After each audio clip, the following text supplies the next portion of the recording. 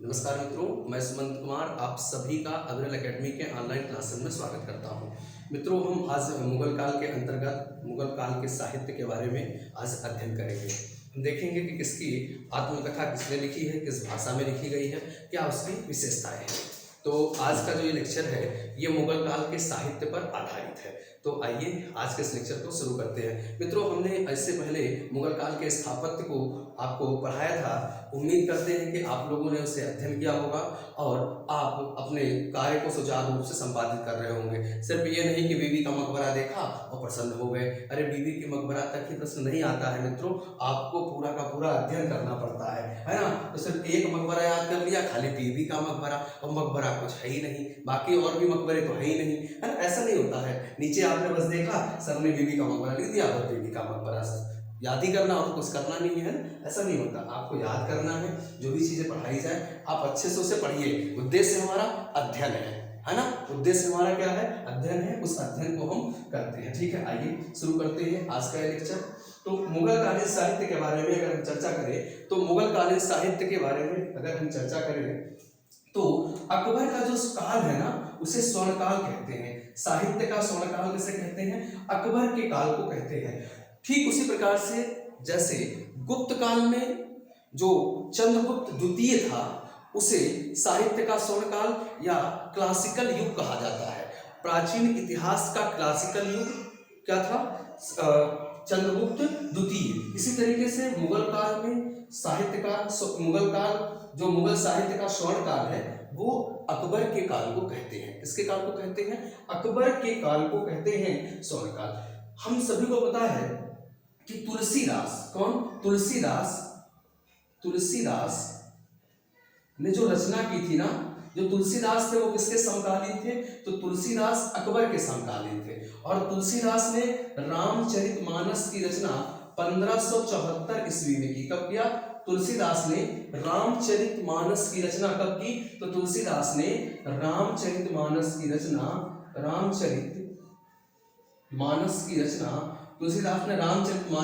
कब की? 1574 में। किसके शासनकाल में की? अकबर ने संगीत और साहित्य को काफी संरक्षण प्रदान किया था। ठीक है, अगली जो पुस्तक है वो बाबरनामा है। जितनी भी मुगल शासकों की जो पुस्तक है वो पुस्तक सभी फारसी भाषा में है, लेकिन बाबर की जो आत्मकथा है वो किस भाषा में है? वो तुर्की भाषा में है। बाबर की जो आत्मकथा है वो तुर्की भाषा में है। और इसके अलावा जितने भी मुगल बादशाह हैं उन सभी मुगल बादशाह की जो आत्मकथा है वो किस भाषा में है? सभी फारसी भाषा में है। तो बाबरनामा को तुजुक ए बाबरी कहते हैं। क्या कहते हैं? तुजुक ए बाबरी। यह बाबर की आत्मकथा है। इसको स्वयं बाबर ने लिखा है। इसको स्वयं किसने लिखा है? बाबर ने लिखा है। तो बाबरनामा स्वयं किसके द्वारा लिखी गई थी? बाबर के द्वारा लिखी गई थी। ठीक है, हम अध्ययन करेंगे और देखेंगे कि बाबर का जन्म कब हुआ।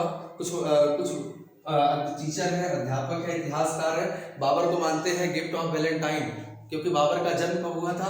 तो बाबर का जन्म हुआ था 14 फरवरी को। इसको हम अध्ययन करेंगे आगे, है ना। देखेंगे क्या है क्या नहीं, बाबर कैसे आगे आता है, कैसे भारत में प्रवेश करता है। अगले लेक्चर में उम्मीद है कि हम इसी के साथ शुरुआत करेंगे, है ना। चलिए, तो अगर हम बात करें हुमायूंनामा की, तो जो ये हुमायूंनामा है, हुमायूंनामा की रचना किसने की? तो गुलबदन बेगम ने किया। अब गुलबदन बेगम देखा, प्रसन्न हो गए। गुलबदन बेगम, अब पर्यायवाची का तात्पर्य लगाने लगे। सर ने पढ़ा रखा है गुल प्रसून मंजरी पुष्प, तो वहां से पर्यायवाची जोड़ दे रहे हैं और जोड़ करके ये कह रहे हैं कि फूल बदन बेगम और बेगम।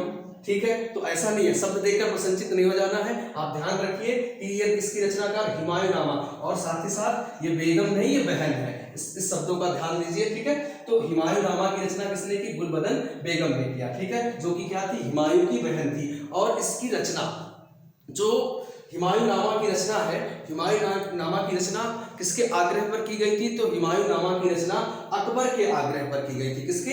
अकबर के आग्रह पर गुलबदन बेगम ने हुमायूंनामा की रचना की। फिर बात आती है कि हुमायूंनामा में सिर्फ क्या हुमायूं के शासनकाल का वर्णन मिलता है? ऐसा तो नहीं है। तो इसमें किसका वर्णन मिलता है? इसमें बाबर और हुमायूं के दोनों के शासनकाल का वर्णन मिलता है। इसमें दोनों के शासन का वर्णन किया गया, दोनों के शासनकाल का वर्णन मिलता है। ठीक है, हुमायूं के और बाबर के। इसमें एक जानकारी और मिलती है कि बाबर को विष देकर मार दिया गया। बाबर को क्या कर दिया गया, विष देकर मार दिया।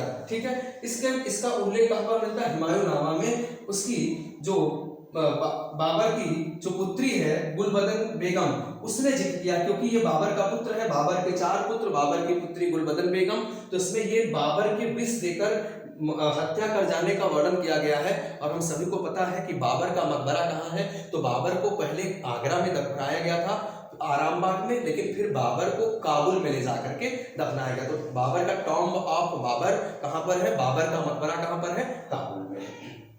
तो इस पुस्तक में यह जानकारी मिलती है हुमायूंनामा में कि बाबर को विष देकर मार दिया गया, लेकिन मार जरूर दिया गया, लेकिन बाबर ने अपना जो साम्राज्य था वो स्थापित कर गया था। अब उसका लड़का हुमायूं गद्दी पर बैठेगा और मुगल विरासत को आगे बढ़ाएगा। तो विष देकर मार दिया गया हो, चाहे वो खुद मर गया हो, इसको लेकर के बहुत ज्यादा रिसर्च करने की जरूरत नहीं है। पता चले जो है ग्रंथ लेकर चले आए, एक से दिग्गज इतिहासकारों के, बदायूनी का ढूंढ लिया, सबका ढूंढ लिया, और ये ढूंढ रहे हैं कि ये गुरुजी ने कहाँ से पढ़ा दिया है ना। तो इस शब्दों पे ध्यान नहीं देना है, बस ये उल्लेख मिलता है तो मैंने आपको इसका उल्लेख किया है। ठीक है, अगली जो पुस्तक है अकबरनामा, तो अकबरनामा को आईने अकबरी कहते हैं, आईने अकबरी कहते हैं, और इसकी रचना अबुल फजल ने किया है। इसका भाई एक था फैजी, वो भी जो है वो भी साहित्यकार था। ठीक है, तो अबुल फजल, तो अकबरनामा किसने लिखा है, अकबरनामा की रचना अबुल फजल ने किया है। ठीक है, तो इसका भाई जो फैजी था उसने पंचतंत्र, हम सभी को पता है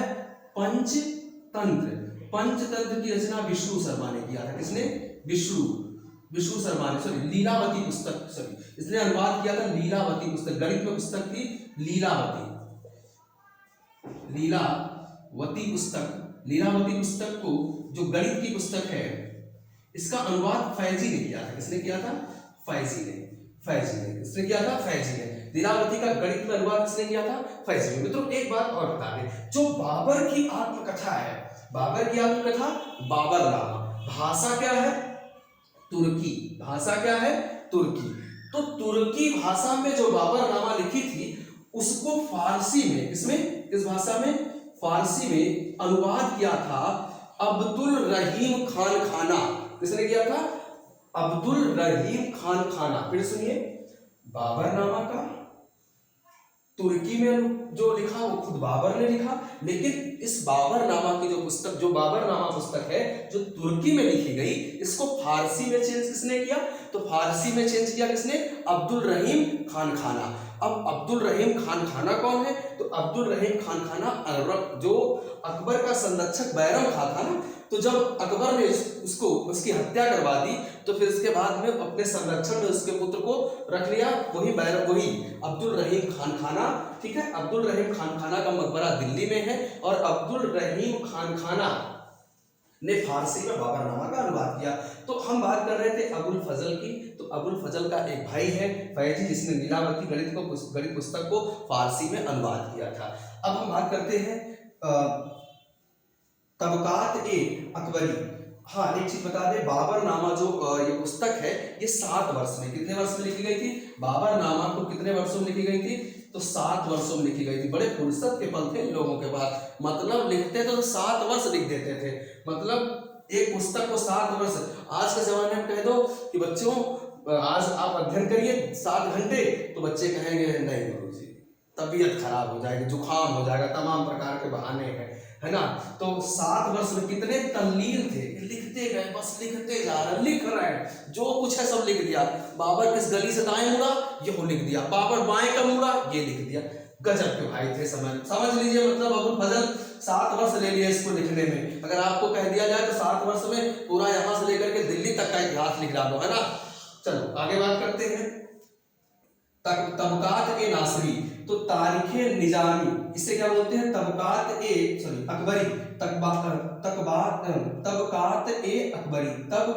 अकबरी को तारीख ए निजामी भी कहा जाता है। क्या कहा जाता है, तारीख ए निजामी। इसकी रचना निजामुद्दीन अहमद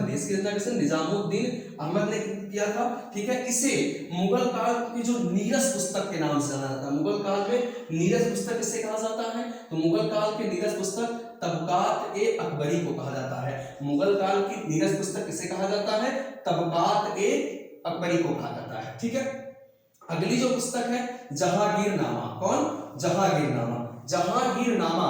तो जहांगीरनामा स्वयं जहांगीर ने लिखा, जहांगीरनामा स्वयं जहांगीर ने लिखा।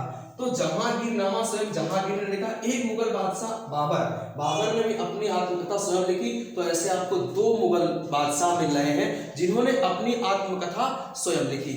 जो ये जहांगीरनामा है इसमें यह उल्लेख मिलता है कि जो जहांगीर था वो मदिरा का अधिक सेवन करता था, नशे में संलिप्त रहता था। इसमें कुछ पुस्तकों का इस पुस्तक का कुछ अंश जो है, इस पुस्तक का कुछ अंश जो है मौत बिंद खां, इसके द्वारा मौत बिंद खां ने भी लिखा है, जिसने यह उल्लेख किया है कि जहांगीर जो एक ऐसा बादशाह था जो मदिरा और नशा में संलिप्त होने में सबसे ज्यादा इसको महारत हासिल थी। ठीक है भाई, आखिर संलिप्त क्यों ना हो, इसके पास इसकी एक पत्नी खुद की है ना, इसकी पत्नी, साथ ही साथ इसकी एक प्रेयसी अनारकली, तो समस्याएं हर तरफ से घिरी हुई। तो बादशाह जब भी तनाव में की स्थिति में आते होंगे तो बादशाह इसका सेवन कर लेता होगा। ऐसे समय में इसका उल्लेख मौत बिंद खां ने यहाँ पर हल्का सा कर दिया है। हालांकि तंबाकू पर प्रश्न की अगर हम बात करें, मजाक से हटकर तो प्रश्न की बात करें तो यहाँ पर इससे पूछा था तंबाकू पर प्रतिबंध लगाने वाला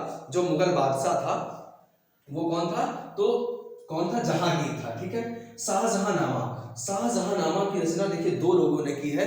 तो मुख्य जो है इनायत खां आता है। अगर ऑप्शन में इनायत खां ना हो तो दो शाहजहांनामा लिखी गई है। एक सादिक खान ने भी लिखा, किसने लिखा है, शाहजहांनामा किसने लिखा है, सादिक खान ने। ठीक है, शाहजहांनामा, इनायत खां वैसे मुख्य रूप से। और अंतिम जो यहाँ पर मैंने आत्मकथा लिखी है आलमगीरनामा, आलमगीर अर्थात औरंगजेब, जिंदा पीर या फिर आलमगीर, किसका उपनाम था, ये औरंगजेब को कहा जाता था। ठीक है, तो औरंगजेब की जो पुस्तक है आलमगीरनामा, उसका जो दरबारी इतिहासकार था, मान्यता प्राप्त इतिहासकार है ना, इसको बोलते हैं, उसके दरबार में जो इतिहासकार रहता था कौन, मोहम्मद काजिम सिराजी, मोहम्मद काजिम सिराजी। कभी कभी सिराजी गाया कर देता है तो कहता है आलमगीरनामा किसने लिखी है, तो मोहम्मद काजिम ने। फिलहाल इसका पूरा नाम था मोहम्मद काजिम सिराजी। ये किसकी पुस्तक है, ये आलमगीर की पुस्तक है, आलमगीर अर्थात औरंगजेब की पुस्तक है। तो मित्रों आज हम लोगों ने इस तरह से जो अध्ययन किया, ये जो अध्ययन है ये बहुत ही महत्वपूर्ण है। आप अक्सर देखते होंगे एग्जाम में आता रहता है, तो आप इसको एक बार दोहरा कर लें और इससे जो है आपकी गलतियां बिल्कुल नहीं होगी। और मिलते हैं अगले वीडियो में, फिर धन्यवाद।